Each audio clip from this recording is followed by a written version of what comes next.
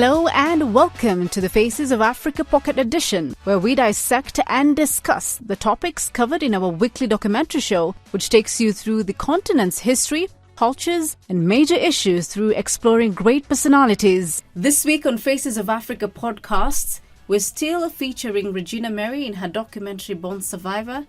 This second part is quite interesting. We see a lot of the initiatives that she's put in place. We also see her meeting up with other girls, and we also get to see her show. My name is Fathiya Nur, and I have here Kimani Mungai. Hi, Kimani. Hi, Fathiya. This podcast still is a bit heavy. For years, I've honestly believed there's something wrong with me. Now I don't have to feel like I'm a monster. I'm not so bad. I'm not ugly. I deserve what I deserve. I don't have to accept people treating me the way they want to. Every time someone came in my life, I thought they were doing me a favor. I mean, Kim, the level of discrimination and stigma that's related to people who have albinism or people with albinism in Africa, especially sub-Saharan Africa, is quite alarming. Yeah. And most of the time, this is because of cultural beliefs. You know, as Africans, we believe in things like superstition. Even in my community, superstitions are still there. But of course, we've seen this superstition when it comes to, people living with albinism. From your experience, maybe, what have you seen in terms of even stories when it comes to persons living with albinism? What has been there lately or for the past 10 years on the news is the continuous hunting down of persons with albinism. This has been there. It's even on record that being hunted down, especially for their limbs and other body parts that are used in rituals by witch doctors. And actually, the thinking behind it, which I find it interesting when it comes to the witch doctors, is that if they use the body parts of people with albinism and they put it in certain portions, then it's a source of, wealth and brings good luck. I don't know if that has ever been successful, really. I really don't believe in that. Do you? Of course I don't. And especially given that it's unproven even in the first place, that getting the limbs or parts of a person with albinism will make you more wealthy, will make you succeed in business, will make you succeed in love and these other weird things. It's actually inhumane to regard persons with albinism as ingredients to weird potions.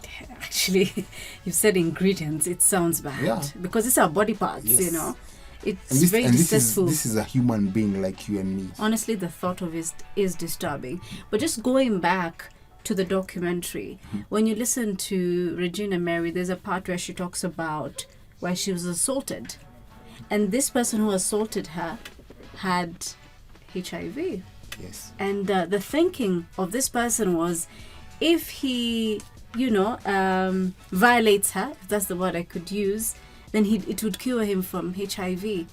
What were your thoughts on that? Because for me, that was really disturbing. First of all, it is indeed very disheartening that you'd have a person who's grown and thinking is very backward, saying that if they slept with a person of albinism, they'll get healed or get cured from HIV and AIDS.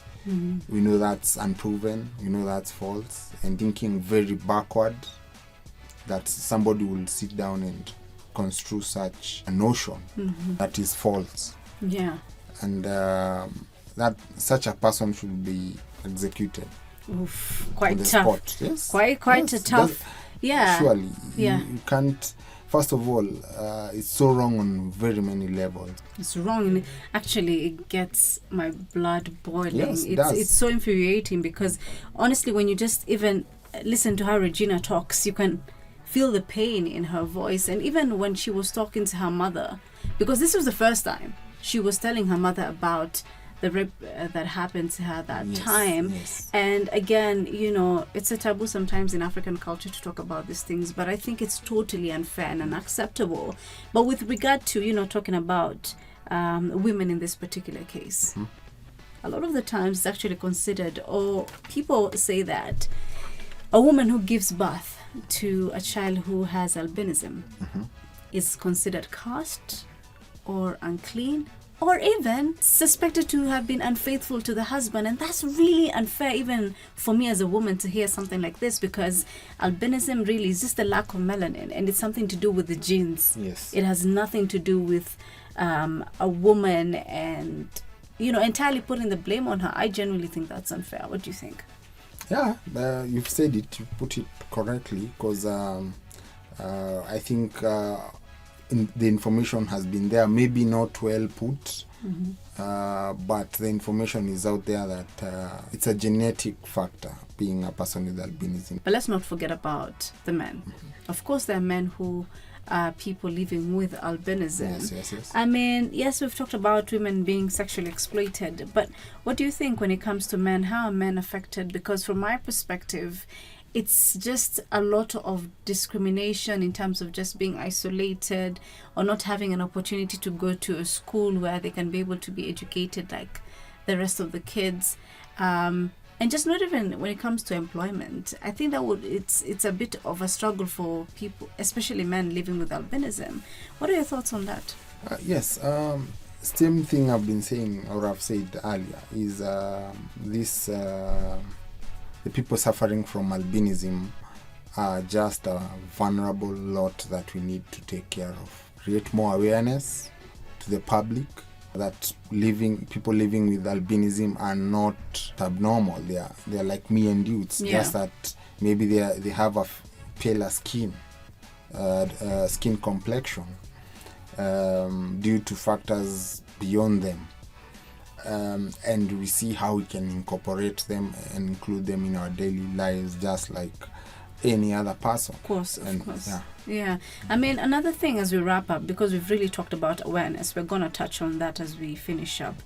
But one of the enemies, if I could call, for people living with albinism is the sun.